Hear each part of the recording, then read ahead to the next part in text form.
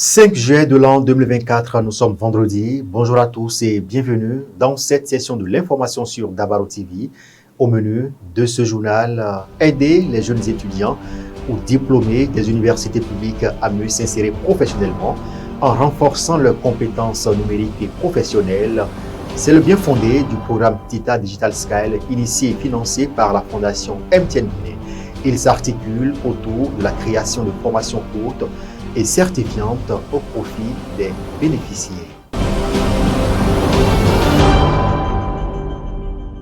Chaque année, les périodes de correction des examens de fin d'année se présentent comme des aubaines pour certains commerçants qui en profitent pour faire un bon chiffre d'affaires.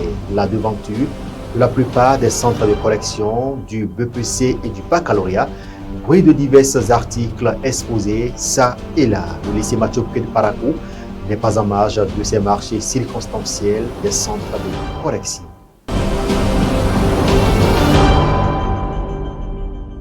« 50 officiers et sous-officiers parmi les lauréats des tests psychotechniques seront bientôt recrutés au profit de l'armée de l'air au titre des années 2024 et 2025. La décision a été prise lors du Conseil des ministres du mercredi 3 juillet 2024.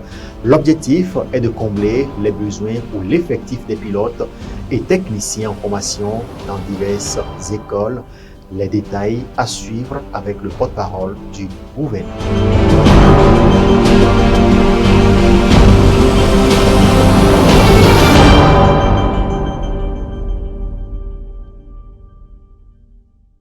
Et bien voilà pour le sommaire. Bonjour et bienvenue si vous nous rejoignez. Ouvrons ce journal par cette information. Édouard Loko est nommé par le chef de l'État Patrice Talon au poste de président de la Haute Autorité de l'Audiovisuel et de la Communication HAC, 7e mandature au Bénin. La figure emblématique de la presse béninoise va conduire les destinées de cette institution pour les 5 prochaines années. Qui est Édouard Loko et que retenir du parcours de l'homme? On suit cet élément pour plus de détails. Le président de la Haute Autorité de l'Audiovisuel et de la Communication HAC 7e mandature est désormais connu. Il s'agit de l'ancien journaliste et ancien conseiller de l'institution Édouard Loko, qui est par ailleurs consultant en communication et chargé de mission du président Patrice Talon depuis 2016. Il a été nommé en Conseil des ministres le mercredi 3 juillet 2024. Qui est Édouard Loko? Le nouveau patron de la HAC est l'une des figures emblématiques de la presse béninoise. Âgé de 57 ans, il a fait ses premières armes dans la presse béninoise à partir des années 92 avec le mensuel satirique Le Maran, dont il est le fondateur. De 1994 à 2008, il a travaillé dans plusieurs organes de presse écrite et audiovisuelle. Il a entre autres occupé les postes de rédacteur, rédacteur en chef, directeur de publication, grand reporter, directeur général adjoint. Au nombre des organes de presse écrite et audiovisuelle dans lesquels il a officié, on peut citer Le Matin, Le Progrès, Eden TV et Diaspora FM. De 2009 à 2014, il a été vice-président de la 4e mandature de la Haute Autorité de l'Audiovisuel et de la Communication HAC, président de la Commission éthique et déontologie. S'agissant de sa vie associative, en 1992, il a été membre fondateur de l'Union des journalistes de la presse écrite. En 2001, il a été président de l'Association des responsables des médias. De 2001 à 2003, il a été président de l'Observatoire de la déontologie et de l'éthique dans les médias ODEM. En 2002, il a occupé le poste de président du réseau des instances africaines de régulation des médias. De 2007 à 2009, il a été président du Conseil national du patronat de la presse et de l'audiovisuel CNPA. De mai 2016 jusqu'à sa nomination, il a été le chargé de mission du président Patrice Talon, responsable de la communication média. Sa désignation avec un profil de journaliste comme président de l'institution est une deuxième dans l'histoire de la HAC.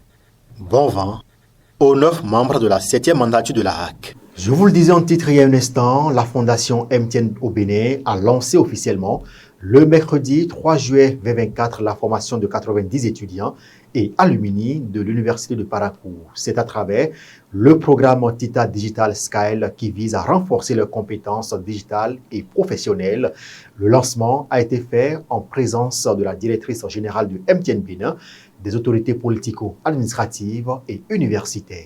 Romaric Fadiabe et Cœur Tanzamba pour plus de précision. Tita Digital Skills, C'est le nouveau programme de la Fondation MTN Bénin, initié en partenariat avec Epithet Bénin, au profit des étudiants de l'Université de Parakou. Ce programme, offert à 90 étudiants de ce haut lieu de savoir, leur donne les outils et moyens nécessaires pour tirer parti du numérique pour leur avenir. La cérémonie de son lancement, qui a eu lieu ce mercredi 3 juillet 2024, a permis à la directrice générale d'MTN Bénin de partager sa vision avec les étudiants de la première cohorte. MTN Bénin croit en un monde moderne et connecté pour tous les Béninois et partout où ils seront. À travers le projet Tita Digital Skills, nous ambitionnons de pouvoir mettre à disposition des étudiants de cette cohorte des formations de développement de leurs compétences numériques qui leur permettent de faciliter leur insertion professionnelle sur le marché de l'emploi au Bénin et ailleurs. Nous avons également une motivation qui nous amène vraiment à promouvoir à travers ce projet de pouvoir continuer à développer des formations et des opportunités pour permettre à nos étudiants d'acquérir des compétences. Soucieux de l'avenir des étudiants après leur formation universitaire, le ministère de l'Enseignement supérieur et de la Recherche scientifique a entrepris plusieurs démarches dont celle-ci pour favoriser l'insertion professionnelle des jeunes. Le ministère a mis un focus sur la collaboration, le rapprochement des universités avec les entreprises. La finalité, c'est faire en sorte que nos diplômés améliorent leur employabilité, nos diplômés soient formés aux compétences entrepreneuriales et surtout accompagner leur sortie des universités, accompagner leur installation après leur formation dans les universités. Ce programme rentre dans le cadre du pilier 1 du plan de développement de l'Université de Parakou, qui est de devenir une université entrepreneuriale et de métier. Et nous espérons que les étudiants qui seront formés dans les métiers du numérique vont pouvoir développer des compétences techniques pour pouvoir s'insérer dans la vie professionnelle. Bénéficiaires de la première phase de ce programme à l'Université de Parakou, les étudiants sélectionnés trouvent en l'initiative une véritable aubaine. Tita Digital Skills est la plus grande opportunité que j'ai eue dans le domaine de l'informatique parce que je ne suis pas dans une école de l'informatique, mais la programmation web, j'aime beaucoup et je crois que Tita va me permettre de développer ces compétences en moi et de progresser, même si je ne suis pas recruté dans une entreprise, de pouvoir travailler en freelance. J'espère vraiment pouvoir avoir de compétences dans la gestion des pages, dans la communication, approfondir mes connaissances. J'attends vraiment beaucoup de cette formation. Donc, je suis vraiment contente de pouvoir participer à cette formation et je remercie vraiment ceux qui ont permis que ce soit possible. Il faut noter que ces étudiants seront formés pendant 2 mois sur 2 modules de formation intitulés Top Community Manager et Découvre ton talent numérique. Et pour le comble de ce programme, la Fondation MTN Bénin envisage former plus de 300 étudiants de l'Université de Parakou. C'est une initiative de la Fondation MTN Bénin qui est à saluer et d'ailleurs qui va permettre à ces jeunes de s'auto-employer et surtout de bénéficier des compétences dans le domaine du numérique.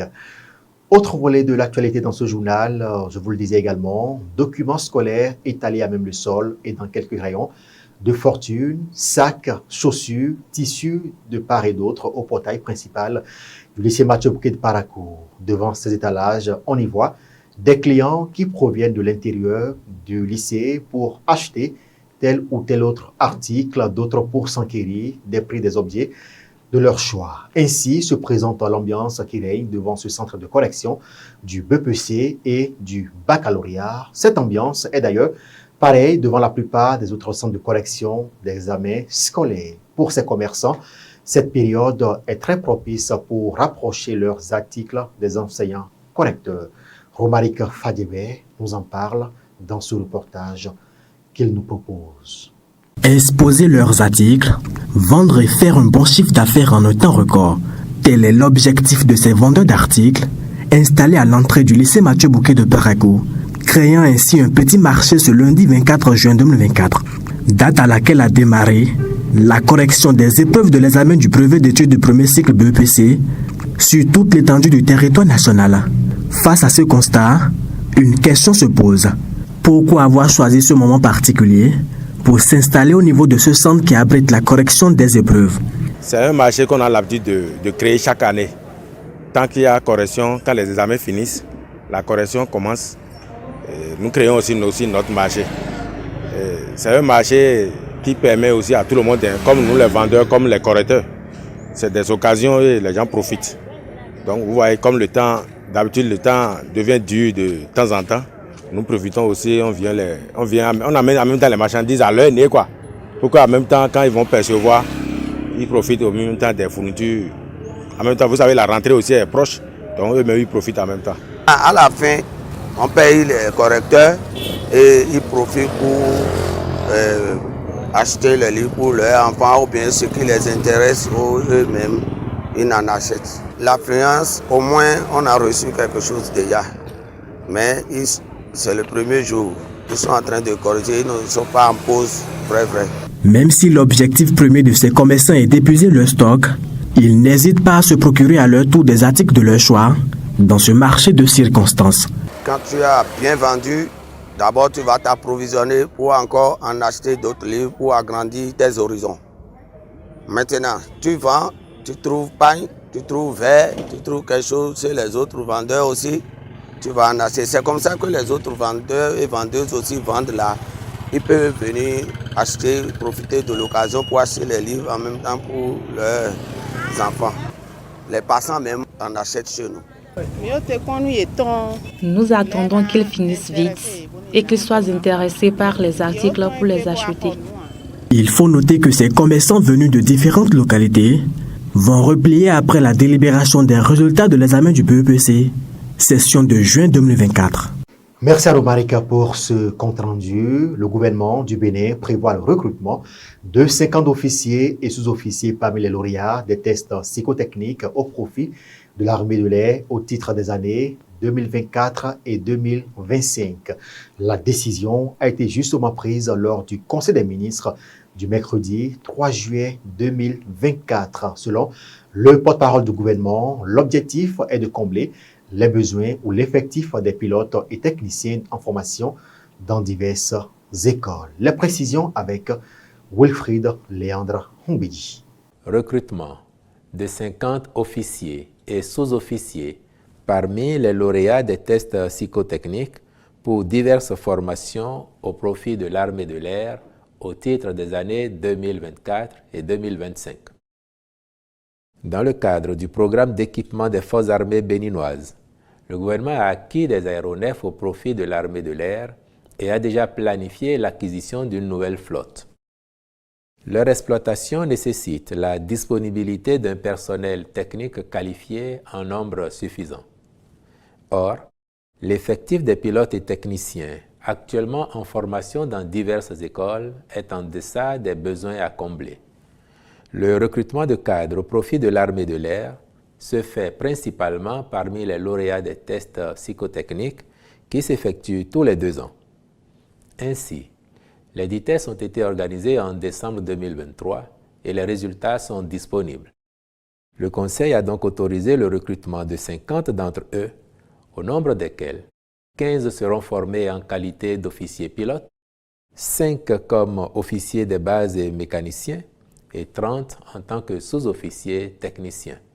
Les informations plus brèves sur le continent, Niamey, la capitale du Niger, s'apprête à accueillir le premier sommet des chefs d'État de l'Alliance des États du Sahel, AES, créé en septembre 2023. Le colonel Assimi Goïta du Mali et le capitaine Ibrahim Traoré du Burkina Faso seront reçus par leur homologue nigérien, le général Abdourahmane Tiani. Une rencontre juste avant le sommet de l'organisation régionale ouest-africaine, la CEDEAO, prévu le jour suivant à Abuja et dont ils ont claqué la porte en début d'année 2024. Et puis des universitaires, des magistrats, des avocats, mais aussi des anciens détenus et membres d'organisations de défense des droits de l'homme. Un peu plus de 400 personnes ont remis jeudi 4 juillet 2024 30 recommandations au président Bassirou Diomaye Faye du Sénégal sur les réformes prioritaires à mener dans le secteur de la justice. 30 recommandations détaillées dans un rapport de 87 pages. Voilà le résultat de cette réflexion collective sur le secteur de la justice menée fin mai pendant 5 jours. Parmi les priorités identifiées, celle de décoloniser les symboles de la justice, notamment la robe noire, le glaive ou la balance, toutes ces imageries héritiers du système colonial judiciaire français doivent changer au profit d'un référentiel africain, estiment les participants à ces assises. Un autre consensus est sur la création d'une cour constitutionnelle à la place du Conseil constitutionnel actuel, une cour plus indépendante du pouvoir avec des juges élus et non des juges nommés par le président, mais aussi la possibilité de s'autosaisir en cas de problème. Ce sera tout pour ce journal, mesdames et messieurs. Merci de nous avoir suivis. Merci également aux équipes qui ont contribué à la préparation et à la livraison de cette édition.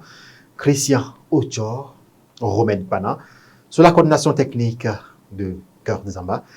Bon vendredi à tous et excellent week-end par anticipation.